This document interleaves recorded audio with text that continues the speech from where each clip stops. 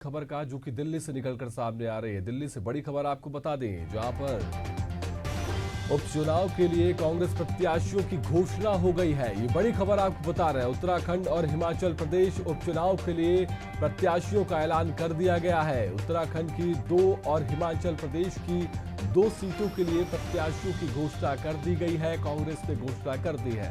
10 जुलाई को होगा मतदान, वहीं 13 जुलाई को मतगणना होगी।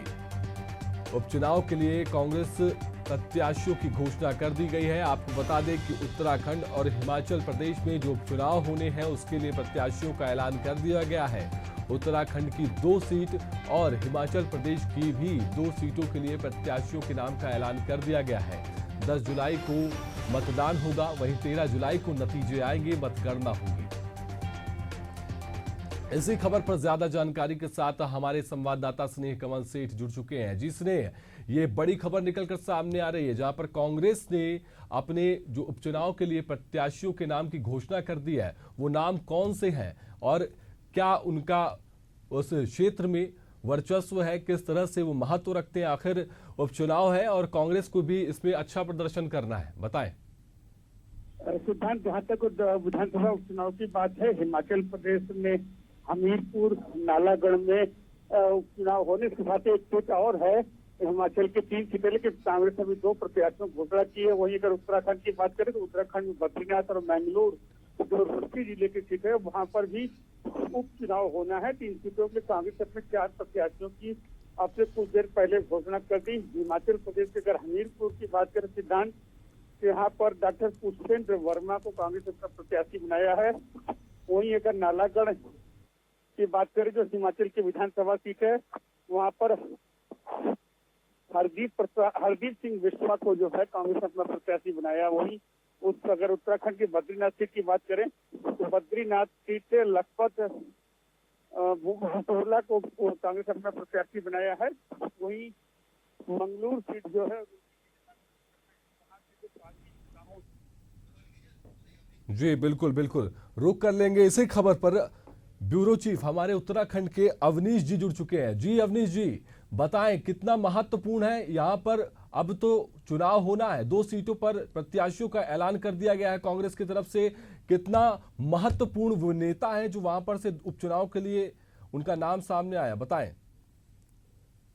जिस प्रकार बात करें भाजपा ने पहले जो है उपचुनाव के लिए अपने प्रत्याशी घोषित करे थे और काफी दिन तक यहाँ पे जद्दोजहद के बाद यहाँ पे आला कमान के आदेशों से कांग्रेस ने दिया, आज अपने उम्मीदवारों की लिस्ट जारी कर दी है और काफी उपचुनाव काफी महत्वपूर्ण माना जा रहा है। और जिस तरीके से भाजपा यहाँ पे सीना ताल ठोक रही है, उसका कहना था कि जो उत्तराखंड की जो जनता है उन्होंने 5 लोकसभा सीटों को जो है भारी बहुमतों से यहाँ पे जिताया और ये जो उपचुनाव होने हैं विधानसभा के, इसमें भी भाजपा जो है जीत हासिल करेगी। परंतु यहाँ पे अगर बात करें कांग्रेस की, कांग्रेस का कहना था कि जिस तरीके से पूरे देश ने पूरी तरीके से यहाँ पे इस बार विपक्ष को मौजूद किया है और तो ये उपचुनाव है, उपचुनाव भी जो है यहाँ पे कांग्रेस के पाले में जाएगा।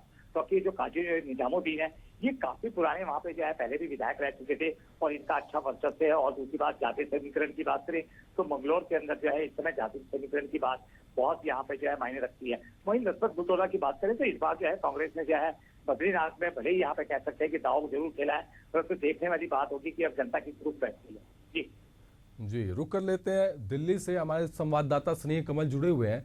जिसने ये जो सूची निकली है, इस सूची में जो नाम है वह क्या बीजेपी के जो प्रत्याशी होंगे उनको टक्कर देने में सक्षम दिखाई दे रहे हैं? उनका क्या रिकॉर्ड रहा है, ट्रैक रिकॉर्ड रहा है, किस तरह से ये नेता हैं, कितने महत्वपूर्ण ये वहां पर जिस क्षेत्र के लिए इन्हें चुना गया है वहां के लिए वो कितना महत्वपूर्ण हो जाता है?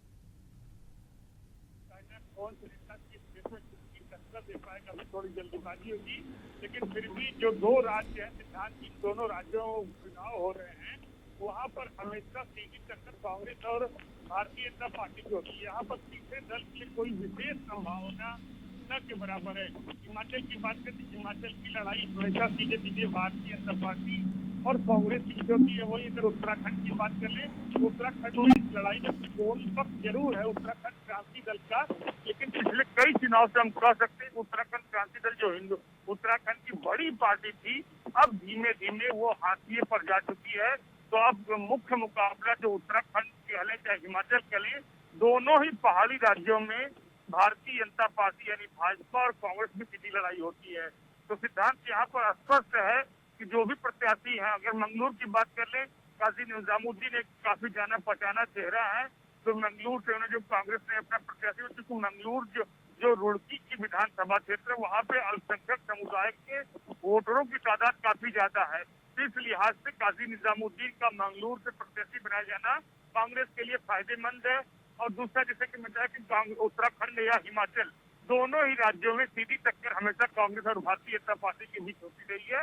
तो कुल मिलाकर सिद्धांत हम ये कह सकते हैं कि उपचुनाव की लड़ाई भी काफी